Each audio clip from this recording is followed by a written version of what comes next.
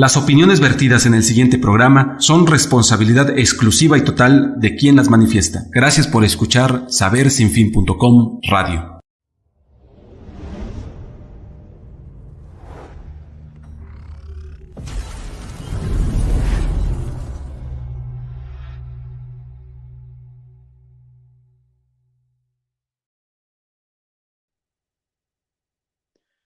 ¿Qué tal, amigos? Muy buenas tardes tengan todos ustedes, como cada semana. Bienvenidos a su programa Caminos sin Fronteras. El día de hoy vamos a tocar un tema que en lo personal me parece interesante. Vamos a hablar sobre astrología y paganismo, relacionándolo principalmente con la cultura católica. ¿Por qué acercarnos a través de la cultura católica hablando de paganismo? Cuando nosotros revisamos la historia, ubicamos que fundamentalmente la Iglesia Católica fue la que construyó y definió el término paganismo. El paganismo es un conjunto de creencias milenarias que se basa en la idea de el equilibrio entre las fuerzas de la naturaleza y la armonización que los seres vivos deben tener con relación a ellas. Y se plantea sobre todo como fundamento principal la creencia en la dualidad que existe entre todas las cosas, y lo plantean como energía positiva, energía negativa, etcétera. Pero el término en sí de paganismo es un término que realmente significa y hace referencia a muchas tradiciones. Se dice que inclusive todo aquello que no es cristiano es calificado como pagano. En la época del Sacro Imperio Romano Germánico, nosotros ubicamos perfectamente cómo la Iglesia Católica empieza a crearse a partir de los postulados fundamentales de lo que fue el cristianismo primitivo con Jesucristo. Cuando nosotros vamos ubicando el transcurso de la historia, nos damos cuenta que a lo largo de la historia, todas las grandes culturas van construyendo un lenguaje a través del cual puedan comprender la relación existente entre los astros y la Tierra. Pero posteriormente, poco a poco, fundamentalmente conforme las culturas van estructurándose cada vez más y van haciendo sus conceptos cada vez más complejos, el concepto de astrología va modificándose. Actualmente tenemos en muy mal visión lo que sería la astrología. En la antigüedad, la astrología era una ciencia que era estudiada por los sacerdotes y por, sobre todo, la nobleza. Cuando nosotros ubicamos este concepto de astrología, realmente pareciera inherente al ser humano. El ser humano, ante la necesidad de comprender el mundo que le rodea, plantea sobre todo el deseo de comprender qué sucede, cómo funciona el mundo que le rodea.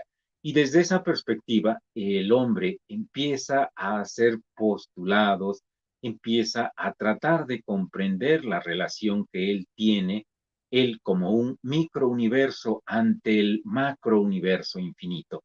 Cuando nosotros vemos en la noche las estrellas, cuando vemos todos los movimientos estelares que logramos percibir a través de nuestra vista, nos damos cuenta que somos una gotita de agua en el océano infinito del universo. Y nosotros debemos tratar de entender qué relación se mantiene entre todas las cosas, entre todos los elementos que constituyen el universo. Entonces, ante esta necesidad de comprender la relación entre el absoluto, entre el macrouniverso y el ser humano, se empiezan a construir algunas creencias, entre las que está, por supuesto, la astrología. La astrología actualmente ha sido muy demeritada debido principalmente al uso indebido que se hace con un sentido meramente de lucro. Actualmente la mayoría de las personas entiende por astrología la lectura de tu carta astrológica, la lectura de la astrología, de la sección de astrología del periódico, qué sé yo. Y por lo general tenemos una visión como muy pseudoesotérica de lo que viene siendo, cuando en realidad fue la base fundamental de lo que ahora es la astronomía. ¿En qué momento la astrología se convierte en astronomía? Cuando nosotros revisamos la historia, en la antigüedad el hombre, al mirarse como centro en el universo, construye la idea de un universo geocéntrico, es decir, la Tierra estaba como el centro fundamental del universo y posteriormente esta visión es obvio cuando nosotros miramos el cielo, lo vemos desde nuestra perspectiva y hacia donde nosotros veamos habrá estrellas. Por lo tanto, se tiene la idea que vivimos en el centro del universo, pero por una cuestión de óptica, evidentemente, si tú estuvieras en Marte y vieras el mundo tan fenoménico de estrellas, de astros, etcétera, también te sentirías justamente en el centro. Entonces, por un efecto de óptica, se cree que la Tierra es el centro del universo. Y justo con Galileo Galilei llega la visión de que en realidad el universo no es geocéntrico, sino heliocéntrico. Y como esta visión se opone a la visión del mundo que tenía la Iglesia Católica, ¿qué sucede? Sucede que todo aquello que no está acorde a los principios de la religión católica va a ser descalificado a grado tal que la Santa Inquisición se ocupó de Galileo. Entonces, Galileo, a pesar de haber sido condenado, él planteaba fundamentalmente que la Tierra no estaba estática, sino estaba en movimiento, pero que además no era el centro, sino que nosotros girábamos alrededor del Sol. A partir de aquí cambiamos la concepción de un mundo o un universo geocéntrico por un universo heliocéntrico. Y a pesar de que demostraba Galileo a través de sus propios argumentos esta visión que actualmente impera dentro de las ciencias, en su momento generó muchísimo conflicto y la Santa Inquisición descalificó por completo esta visión. ¿Por qué? Porque se oponía a la visión de siglos que ellos traían. Cuando nosotros ubicamos este proceso, nos damos cuenta que fue calificado de paganismo esta visión de la Tierra como el centro del universo. Era parte del paganismo. Pero, ¿qué cosa es el paganismo? Cuando nosotros ubicamos la historia, el paganismo es sobre todo un término que viene del latín paganus. Paganus significa o hace referencia a los campesinos, a la gente humilde, a la gente, pudiéramos decir, a la gente de campo. Entonces, la Iglesia Católica denomina pagano todo aquello que no esté dentro de los límites, dentro de los parámetros que la Iglesia Católica plantea. Así, todo aquello que no era católico era pagano. Por lo tanto, si nosotros hacemos un análisis de los elementos a los que consideraron paganos, nos vamos a dar cuenta fundamentalmente que la religión más pagana del mundo es la religión católica. ¿Por qué razón? Porque si nosotros ubicamos realmente la Iglesia Católica, y su mismo nombre nos lo está diciendo, Catholicus quiere decir universal.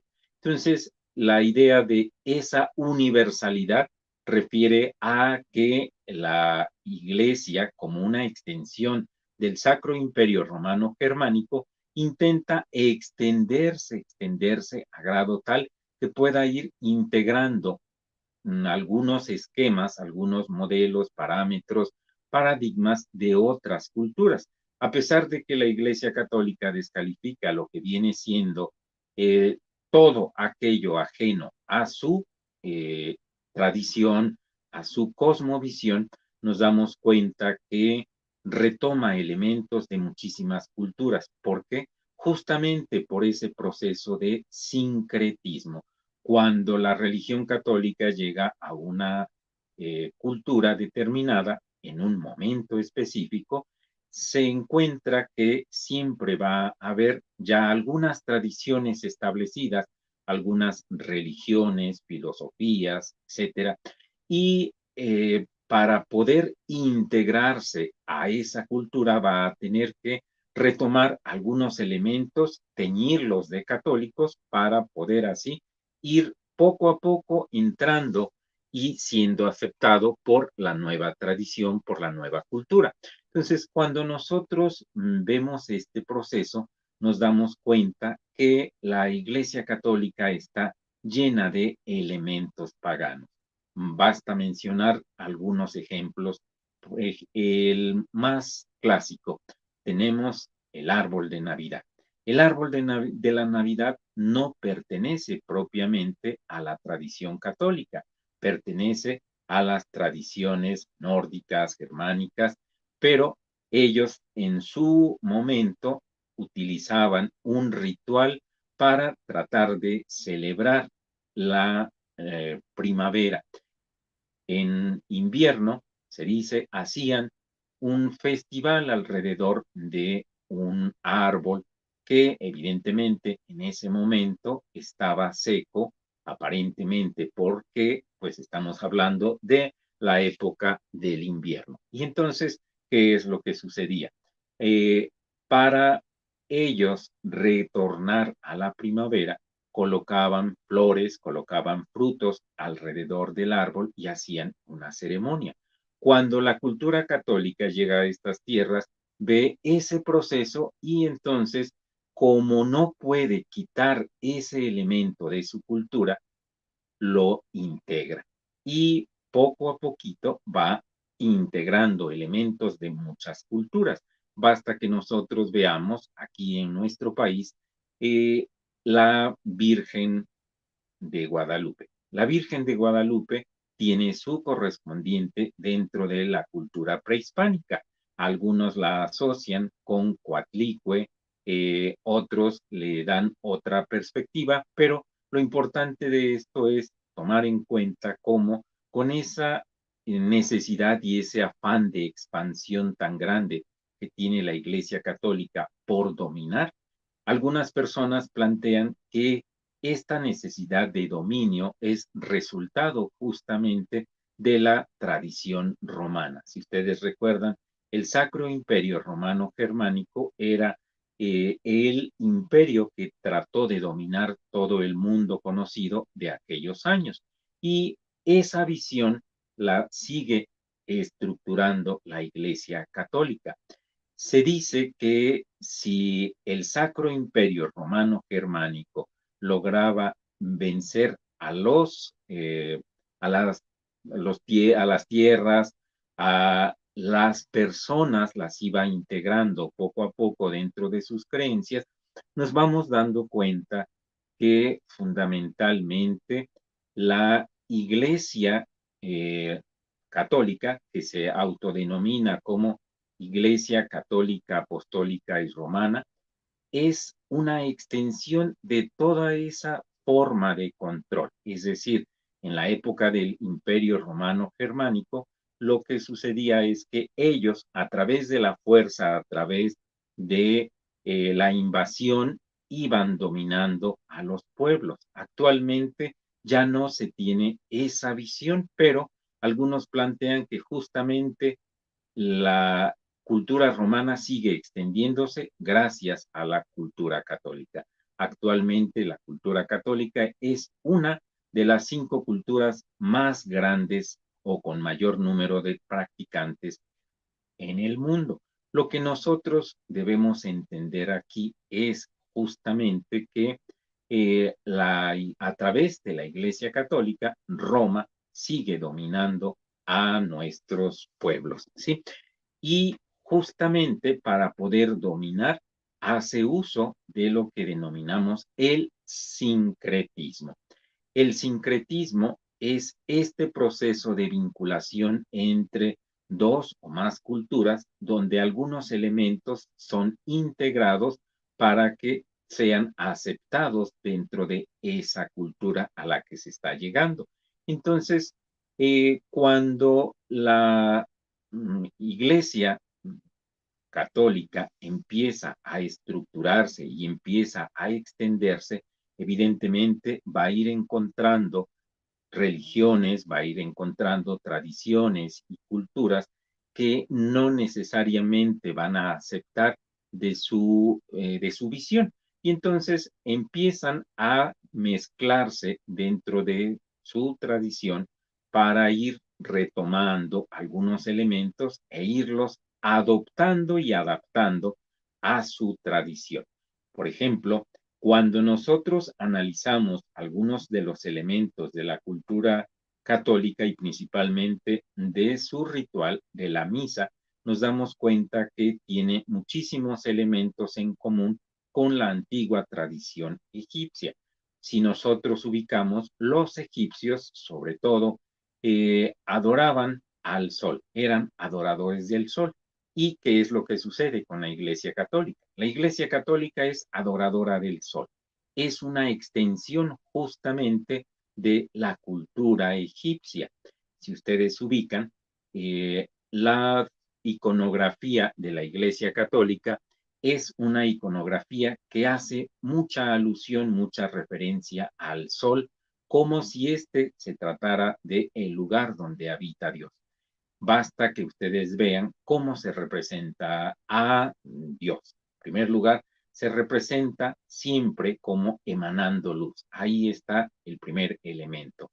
Y muchas personas lo van a representar justo como si estuviera adentro del mismo sol. Cuando nosotros ubicamos por qué razón la misa se celebra en día domingo, vamos dándonos cuenta que tiene una clara relación con la astrología. En la antigüedad se conocían únicamente 7 planetas y esos planetas están constituyendo lo que ahora denominamos los días de la semana. De modo tal que lunes viene de Luna, martes de Marte, miércoles de Mercurio, jueves de Júpiter, viernes de Venus, sábado de Saturno y domingo es Sunday, el día del sol. ¿Por qué razón en la Iglesia Católica su misa se celebra en domingo? Justamente porque es una forma de adoración simbólica hacia el sol. Cuando nosotros vemos algunos elementos como, por ejemplo, el Santísimo que se le llama, es el símbolo justamente de un sol.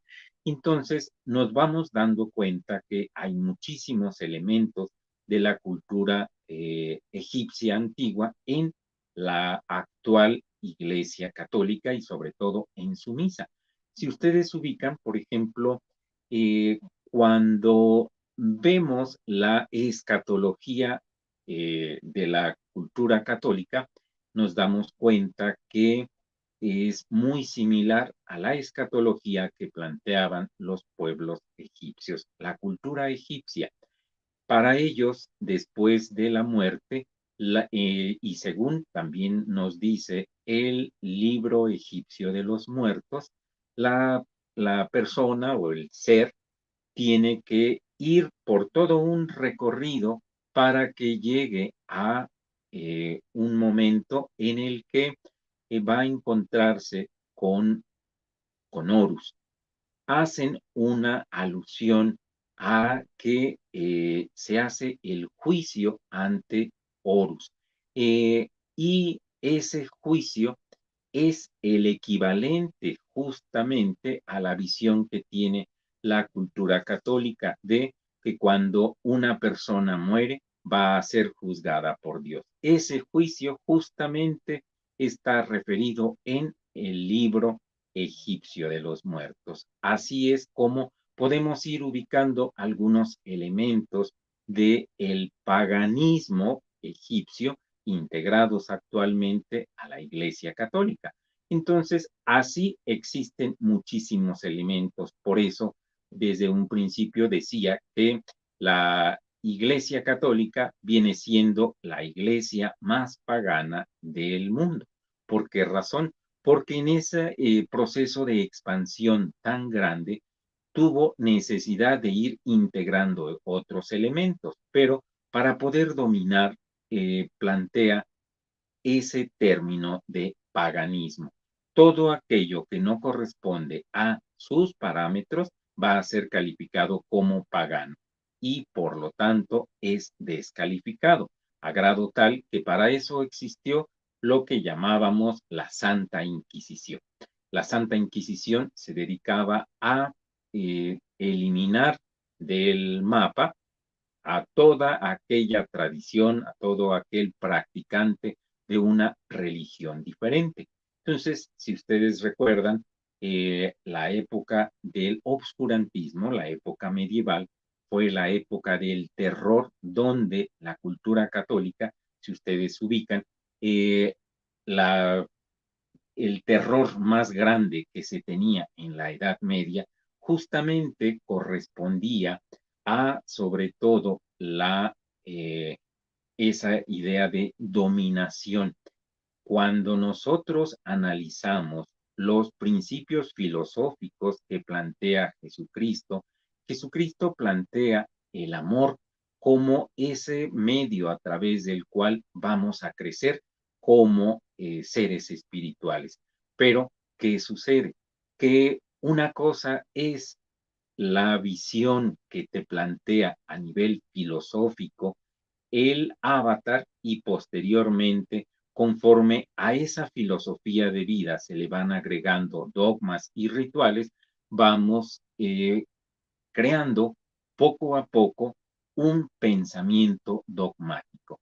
Entonces, ¿cuál es la diferencia entre la filosofía original que plantea un avatar o avatar y las religiones? En un principio se tiene una filosofía y posteriormente con el uso de algunos elementos como son los rituales, como son la iconografía, etcétera, todos estos elementos van estructurando cada vez estructuras más rígidas, formas de ver la vida cada vez más y más dogmáticas que van deformando la propuesta original. Si Jesús planteaba el amor como elemento fundamental de crecimiento o despertar espiritual, nosotros lo ubicamos perfectamente cuando dice ama a tu prójimo como a ti mismo.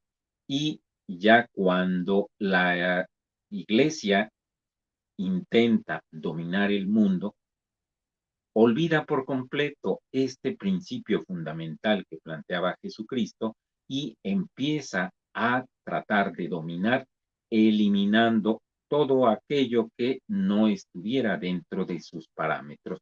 Por eso justamente surge el término pagano. El término pagano va a ir siendo deformado, va a ir transformándose poco a poco, a grado tal que actualmente dentro de la cultura de masas se relaciona y se asocia fundamentalmente con prácticas de satanismo, con prácticas de hechicería negra, etcétera, etcétera. Pero para que nosotros podamos entender todo este proceso, es necesario que vayamos a la historia, al origen de la Iglesia Católica. Con el emperador Constantino I, desde el siglo IV después de Cristo, el cristianismo se convirtió en la religión oficial y obligatoria en el inicio de la decadencia del Imperio Romano. De ahí surge justamente el término pagano para referir a todas las celebraciones, a todas las tradiciones y a sus seguidores. Entonces, podíamos decir de una manera muy práctica que ser pagano era ser del pueblo, era un término peyorativo fundamentalmente, y esto debemos entenderlo como esa forma de expansión que tenía la Iglesia Católica Apostólica Romana.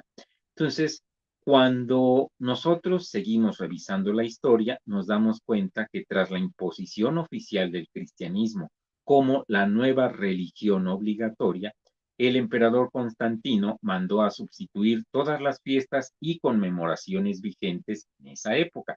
También las imágenes y esculturas dedicadas a otras divinidades fueron destruidas y algunas fueron adaptadas o transformadas, de modo tal que nosotros podemos ubicar que si bien es cierto que la cultura romana a nivel bélico y territorial dominó a Grecia, Grecia a nivel cultural conquista a Roma.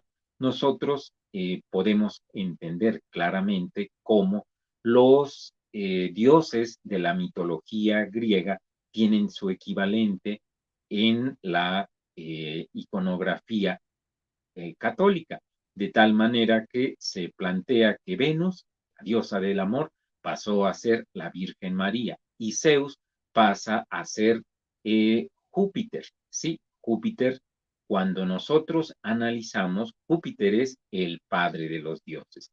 De la palabra Zeus deriva Deus, y de Deus, latín, que significa Dios, pasa a lo que actualmente conocemos como Dios. Entonces, a nivel de semántica y a nivel de la filología y la etimología, ubicamos perfectamente que Deus, Dios, deriva de la palabra Zeus. Ahí tenemos ya un elemento clave para poder entender este proceso.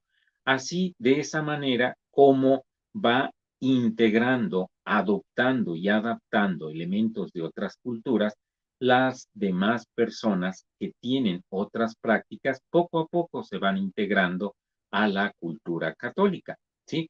Entonces, el emperador Constantino cambia los nombres de los dioses paganos por nombres cristianos e introduce entre sus propios rituales algunos elementos de otras tradiciones, ¿sí? Y entonces, esto tiene un fin principalmente de dominio, de expansión, al igual que como lo hacía la cultura del Imperio Romano en su momento. Estas adaptaciones que va teniendo la Iglesia Católica son principalmente de carácter iconográfico, de carácter festivo y de carácter etimológico. Cuando nosotros ubicamos algunas de sus principales eh, prácticas, nos damos cuenta que se tiene y todavía se practica el denominado carnaval. El carnaval es una fiesta pagana que en realidad hace referencia a la fiesta de la carne. ¿A qué nos referimos? Lo que actualmente llamamos carnaval era el equivalente de las orgías que se hacían en honor al dios Dioniso o al dios Baco. Entonces, antes de que viniera la celebración más grande a nivel espiritual, a nivel religioso, se hacía ese juego de la carne, ese momento donde las personas tenían la posibilidad de hacer y deshacer, ¿sí? Porque eran días lícitos. Y entonces, en la época de los griegos, se permitían hacer sobre todo orgías, y posteriormente este mismo elemento va a ser un elemento previo de lo que actualmente corresponde a la Semana Santa. Entonces, la misma palabra te lo está diciendo, carnaval. Sí, estamos hablando de carne, entendiendo por carne la idea de que de las pasiones carnales, todo aquello que apega al ser humano y que la Iglesia Católica evidentemente califica como pecado. Otro elemento que nosotros ubicamos rápidamente como parte del paganismo es el Festival de los 15 años. ¿Qué son los festivales de 15 años que se celebran a las jovencitas cuando están dejando la adolescencia para pasar ya a la juventud o a la vida adulta, a la vida ya sexualmente activa? Cuando nosotros ubicamos la fiesta de los 15 años, es justamente, es una fiesta, una celebración, un ritual que busca fundamentalmente exaltar el proceso de la fertilidad. Es decir, es una fiesta de la fertilidad, una fiesta a la fertilidad. Y basta que nosotros analicemos un poco la semántica de todo este proceso y nos vamos a dar cuenta que eh, qué es lo que se está representando. Es una niña que está pasando a su etapa fértil y existen algunas jóvenes que están a su alrededor, los denominados chambelanes, que están tratando de cortejarla. Todo ese proceso de cortejo evidentemente está siendo una clara referencia a lo que viene siendo justamente en otras culturas la, eh, la celebración por la fertilidad, ¿sí? Entonces, ese elemento lo tenemos muy, muy claro. Otro elemento que viene de algunas antigüedades más todavía históricas que el reino de Grecia y de Roma, tenemos, por ejemplo, que en la Iglesia Católica todavía se acostumbra a ofrendar alimentos y lo vemos muy claro en nuestro país cuando se celebra el Día de los Muertos. Ahí se hacen ofrendas de alimentos y estas ofrendas de alimento originalmente correspondían a una celebración que se hacía hacia el dios Mitra, al dios Mitra y también a Dioniso. Se dice que se ofrendaba vino y leche. Cuando nosotros vamos ubicando que el sumo pontífice, actualmente denominado el Papa, en realidad la palabra viene de eh, muy antiguos elementos. No está muy clara cuál es la verdadera etimología que tiene, pero pontífice viene de pontis y facere, hacer. El que hace puentes es el constructor de puentes. Entonces, este término de pontífice se utilizaba para designar a aquella persona que fungía como puente entre lo humano y lo divino. Y posteriormente, cuando llega el emperador Constantino y va haciendo cambios y modificaciones o adaptaciones, y sobre todo vamos a encontrar un punto clave en la historia de la Iglesia Católica, lo que se conoce fundamentalmente como el momento en el que todos los sacerdotes, las grandes jerarquías se reúnen y es el concilio de Nicea.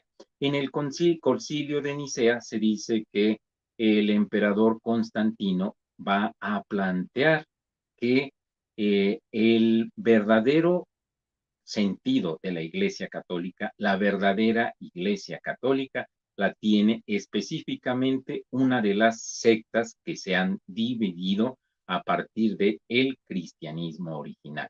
El cristianismo original, evidentemente, al igual que todas las creencias, las tradiciones de los seres humanos, van entrando a un proceso de cambio y de transformación. ¿Por qué? Porque todo es cambio, todo es movimiento. Recuerden, todo cambia, lo único que no cambia es que todo cambia. Y entonces, en ese sentido, se dice que la filosofía original de Jesucristo va ganando poco a poco terreno entre las prácticas de las personas y poco a poco estas prácticas van tratando de irse extendiendo hacia todo el mundo. De ahí que entonces llega el momento en el que las distintas variantes que va teniendo el cristianismo primitivo van separándose a grado tal que inclusive se dice que algunas llegaban a ser opuestas verdaderamente a la filosofía original. Pero cuando el emperador Constantino decide dejar el poder, el término de pontífice pasa a ser sustituido por el término de el papa. Entonces, el papa, el sumo pontífice, viene siendo justamente el hombre que tiene la capacidad de vincular lo humano con lo divino. Ese es justamente el elemento esencial que debemos comprender. Está fungiendo como intermediario entre la divinidad y los seres humanos. Cuando nosotros vamos hacia la historia, vamos encontrando algunos elementos bastante interesantes, donde el paganismo y el cristianismo se van eh, integrando como una unidad, a grado tal que en este momento muchas personas o la gran mayoría de los practicantes del catolicismo no ubican esos elementos paganos y es más, algunos se ofenden cuando se hace referencia al origen que verdaderamente tiene la ritualística católica. De hecho, el paganismo abre una brecha para el cristianismo, pues nadie puede negar que muchas de las aspiraciones e ideales antecedentes o circundantes del paganismo forman un preparativo de gran valor para la llegada del cristianismo.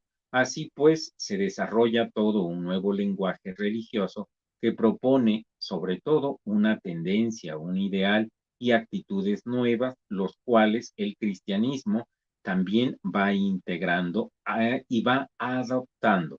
Por eso necesitamos entender el término sincretismo. Es la integración de dos tradiciones para que justamente vayan integrándose y en este caso para que el mismo pueblo vaya adoptando una nueva religiosidad, una nueva, sobre todo, ritualística. Entonces, nosotros debemos entender justamente que debido a esta necesidad de expansión que tiene la Iglesia Católica, va adquiriendo algunos elementos paganos, ¿sí? Entonces, cuando nosotros ubicamos algunos de estos elementos, nos damos cuenta que fundamentalmente vienen de algunas prácticas paganas del mismo pueblo romano, algunos elementos vienen de la cultura babilónica, como ya lo mencionamos, de la cultura egipcia y de la cultura griega, y muchos otros elementos, ¿sí? Cuando nosotros vamos ubicando, por ejemplo, algunas de las prácticas que están integradas dentro de la cultura católica, vemos que el agua bautismal, el bautizo, ¿qué viene siendo? Viene siendo fundamentalmente el ritual de iniciación católico. Todas las religiones tienen un ritual de iniciación con el cual integran a las personas a su nueva práctica. Esta práctica de iniciación originalmente se hacía en una, ante lo que ahora llamamos la fuente bautismal, originalmente tenía la característica de parecer una concha de mar y esta concha de mar hace alusión a la diosa Venus. Entonces, hay demasiados elementos que podemos ir encontrando, a grado tal que, por ejemplo, se dice que entre los babilónicos está la leyenda de Nimrod. Nimrod fue asesinado y para cumplir su venganza, su esposa Semiramis engendra de forma sobrenatural un hijo que según la tradición era la resurrección de Nimrod, el cual posteriormente se llamó Tamuz. Semiramis dio luz a su hijo y ella continuó siendo virgen. En el transcurso del tiempo, Semiramis se convierte en diosa y recibe el título de la reina del cielo. Así que Semiramis viene siendo el antecedente de lo que actualmente conocemos como la Virgen María. Y nosotros ubicamos sobre todo que el hijo de Semiramis, Tamuz, viene siendo una especie de demonio que va a morir tras el ataque de un jabalí salvaje y ante la muerte de Tamuz, Semiramis llora por 40 días. Esta práctica, esta visión de llorar durante 40 días da pauta a lo que conocemos actualmente como la cuarentena. En esta práctica de la cuarentena se dice que originalmente se celebraba la resurrección de Tamuz intercambiando huevos y se le veneraba ofreciéndole lo que actualmente conocemos como hostia. Entonces, la hostia es otro elemento que está derivado de las culturas paganas, ¿sí? Con todo esto podemos ir ubicando poco a poco cómo la cultura católica está saturada de elementos que vienen de otras culturas. Es decir, finalmente eso que denominó paganismo fue parte y es parte de lo que actualmente constituye su ritualística y su iconografía. La adoración a la Virgen María se dice que proviene, según algunos estudiosos, de la religión babilónica, de la cual Baal es el dios Sol, viene siendo Astoret. Y entonces aquí encontramos un punto en común entre la cultura babilónica como adoradores del Sol y la cultura egipcia. Si ustedes recuerdan, en Egipto siempre se adoraba al Sol. El dios Ra es el dios Sol. Entonces, vemos que a nivel de iconografía, la imagen de Dios corresponde en muchos aspectos a la imagen que se tenía de el dios Zeus. Si ustedes ubican el dios católico, cómo se representa es justamente como un anciano, igual que era representado Zeus, y ese anciano tenía características muy específicas, sobre todo era el padre de todos los dioses. Cuando nosotros ubicamos esta figura, la figura original de Zeus es en gran medida similar a la imagen de lo que ahora conocemos como la iconografía del Dios único que plantea la Iglesia Católica, ¿sí? Entonces, se dice que, por ejemplo, la Virgen María con el niño en sus brazos es una manifestación de otras culturas antiguas que representan sobre todo la idea de la fertilidad. Se plantea que esta imagen de una madre abrazando a un hijo, sobre todo viene de la cultura mesopotámica, que representaba justamente la adoración hacia la madre naturaleza, adoración a la vida y a la fertilidad, como exaltación del amor y hacían referencia o alusión a los placeres carnales.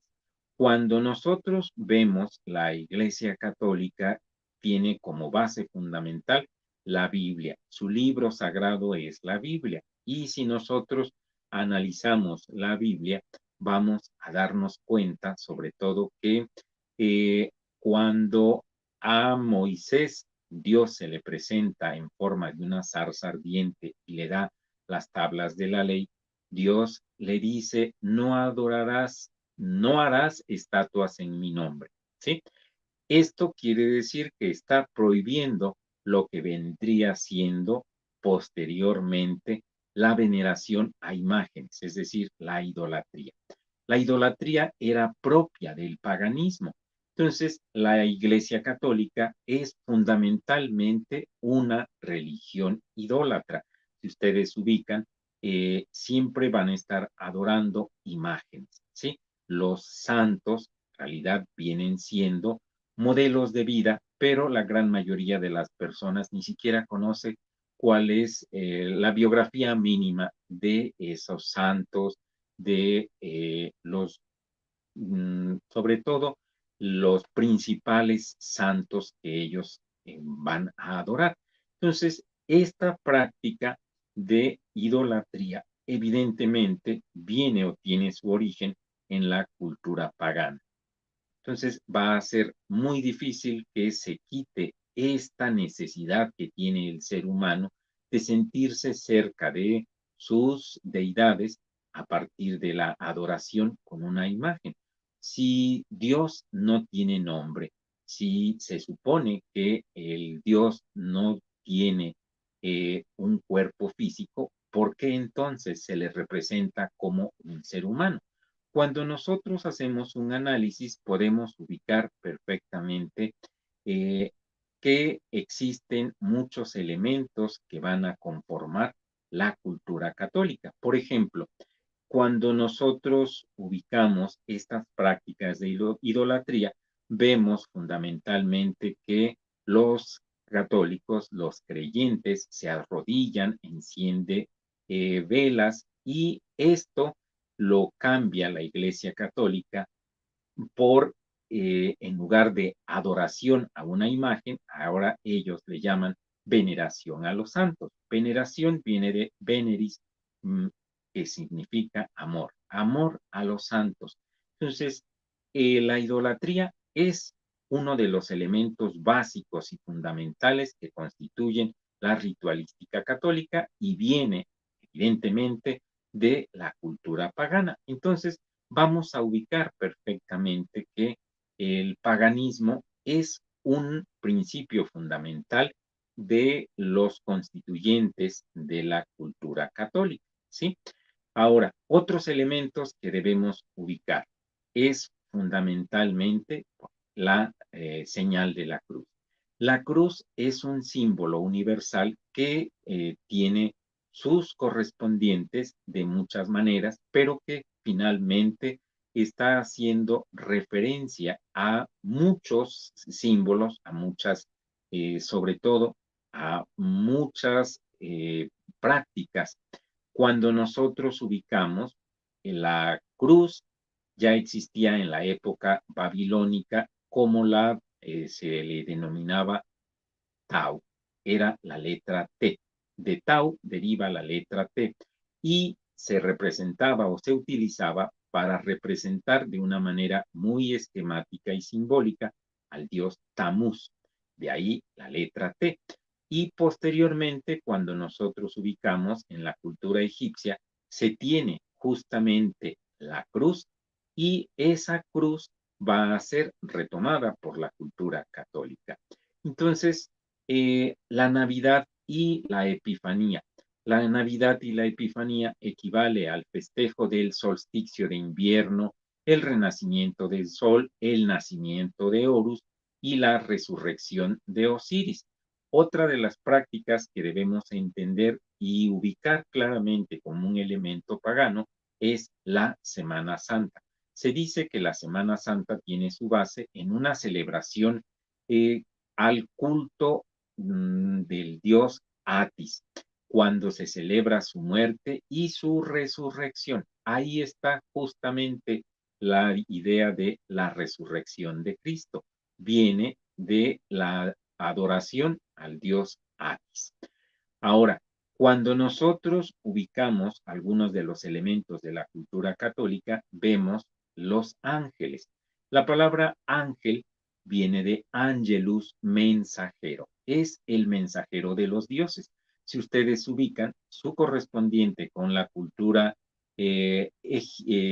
griega, encontramos que quien corresponde más o menos a la imagen de lo que actualmente conocemos como la iconografía de los ángeles nos damos cuenta que, sobre todo, el mensajero de los dioses, Hermes, tiene esas características.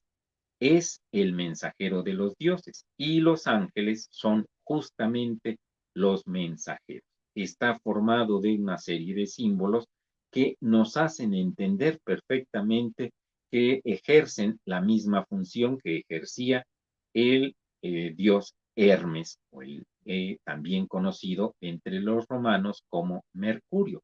Ahora, cuando nosotros vemos la imagen del diablo, nos damos cuenta que es justamente una traducción o una adaptación de lo que viene siendo un fauno o el conocido dios Pan. Este dios tenía un cuerpo velludo, tenía patas de cabra y en su cabeza tenía cornamenta de macho cabrío, justamente como actualmente concebimos al diablo dentro de la cultura católica.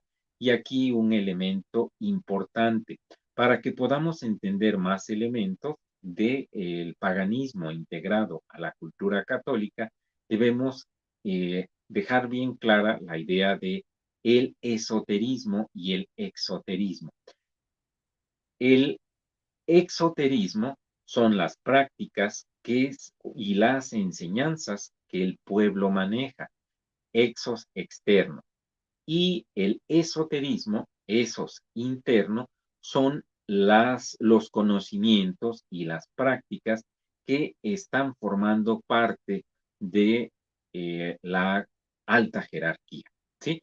Entonces, cuando nosotros hacemos un análisis de estos elementos esotéricos, nos damos cuenta que existen muchos elementos paganos. Por ejemplo, basta señalar la idea de el mudra que se hace con lo que llaman la señal de la cruz.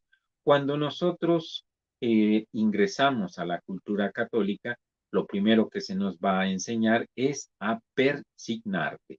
La palabra persignare viene de per y signare, latín, por la señal. Entonces, ¿de dónde deriva esta iconografía? ¿De dónde deriva este elemento a través del cual se representa justamente a Dios?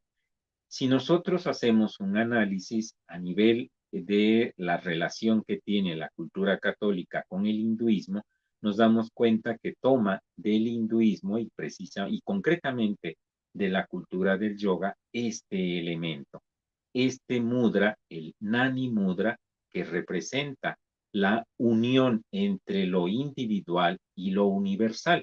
Si ustedes ubican, por ejemplo, una constante de todas las religiones en el mundo es la conocida triada.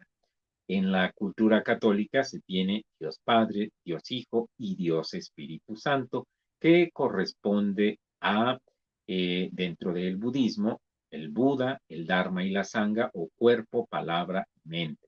Cuando vemos la cultura del hinduismo, también encontramos esos mismos equivalentes, ¿sí? Tenemos muchos dioses que dentro de distintas culturas representan esa triada. Entonces, esta triada va a estar representada perfectamente dentro de la cultura católica con la bien conocida idea de Dios Padre, Dios Hijo y Dios Espíritu Santo. Entonces, la idea de un Dios trino, también algunos estudiosos lo ubican dentro de la antigua Mesopotamia y otros dentro de la cultura egipcia. Desde entonces estamos ubicando perfectamente estos elementos. Ahora, cuando nosotros analizamos la misa católica y justo en el momento en que se arroja el agua bendita, se arroja a través de un aspersor y ese aspersor, si ustedes ubican, tiene la forma de un palo. Entonces, en el momento en el que están arrojando agua bendita, se está haciendo referencia fundamentalmente a la idea de la fertilización.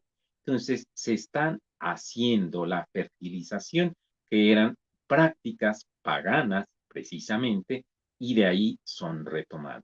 Por eso es necesario que nosotros entendamos justamente que no hay religión más pagana que la misma religión católica.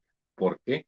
Porque precisamente está retomando elementos de muchísimas culturas con ese afán de integrarse a ellas y de integrar más practicantes dentro de sus filas. Entonces, cuando nosotros vamos analizando el paganismo iconográfico, nos damos cuenta de muchísimos elementos. Por ejemplo, ya mencioné la idea de el diablo. ¿Cómo ubicamos al diablo por ejemplo, en la cultura mexicana a través de la Lotería Nacional? ¿Sí? La lotería del borracho, el valiente, el diablito, etcétera, etcétera. Si ustedes ubican, el diablo tiene la siguiente iconografía. Uno es de color rojo, que refiere todo proceso sexual, refiere la sexualidad. El primer chakra es de color rojo y por eso hablamos de los hoteles de foco rojo, haciendo referencia a la sexualidad. También el diablo tiene patas de cabra y estas vienen de Capricornio. Estamos haciendo alusión ya a los primeros elementos de la astrología que se empiezan a integrar dentro de la cultura católica. ¿Sí? También el diablo tiene la cola de un escorpión, corresponde a Escorpio. Tiene cuernos, corresponde a Tauro, y en su mano porta el tridente. El tridente es el símbolo del dios Poseidón, el dios de la furia. Cuando nosotros a nivel esotérica analizamos el diablo, nos damos cuenta que está haciendo representación o referencia a la parte más negativa del ser humano. Eh, el color rojo, la lujuria. La lujuria es uno de los pecados capitales y marca siempre al ser humano. Si ustedes recuerdan, la idea de que el sexo mueve al ser humano es bastante cierto. Y si hacemos análisis de estos elementos que conforman el diablo, decíamos, tiene patas de cabra. La cabra es el necio. Tiene la cola de escorpión. Escorpio se caracteriza por ser el vengativo. Tiene la cabeza de un toro, que corresponde a Tauro. La palabra clave de Tauro es yo poseo. Entonces, estamos hablando de la lujuria, estamos hablando del materialismo, el egoísmo, estamos hablando de elementos que constituyen la naturaleza más densa del ser humano. Así pues, existen muchísimos elementos dentro de la astrología que forman parte de la cultura católica. Es un tema bastante amplio. Hoy solo pretendía hacer una introducción muy general para que posteriormente en un próximo programa hagamos más referencia específica a algunos elementos que están dentro de la cultura católica y forman una parte de sus rituales, de sus prácticas. Lo que debemos entender justamente es que en primer lugar, el término pagano es un término que inventa la Iglesia Católica para descalificar todo aquello que no correspondía a sus prácticas. Y segundo, que debido a que tiene esa necesidad de extenderse por todo el mundo, a los lugares a donde llega, siempre va a encontrar elementos ya muy arraigados dentro de sus prácticas y dentro de sus tradiciones. Y por ello, es necesario que vaya adaptando esos elementos, los va modificando y los va construyendo como parte de su misma cultura. De ahí la idea de que si quieres integrarte a un pueblo, lo que debes hacer es adaptarte a él para que posteriormente lo vayas modificando. Este es un elemento fundamental que nosotros debemos entender. Basta que ustedes vean la forma en que se representa a Zeus para que vean su correspondiente con el Dios católico. Basta que vean cómo se representa un ángel, para que vean claramente la relación que existe con el dios Mercurio o Hermes, el mensajero de los dioses. Y existen muchos elementos más, pero desgraciadamente el tiempo nos ha ganado y no podemos continuar con este proceso. Pero vamos a verlo la próxima semana. Espero que con este programa se haya logrado despertar su interés para la próxima semana. Muy bien, pues les esperamos la próxima semana, esperando que este programa nos sirva como un elemento para que nosotros investiguemos y así seamos más conscientes de las prácticas que hacemos, de dónde se originan estas prácticas. Muy bien, pues muchísimas gracias y les esperamos la próxima semana.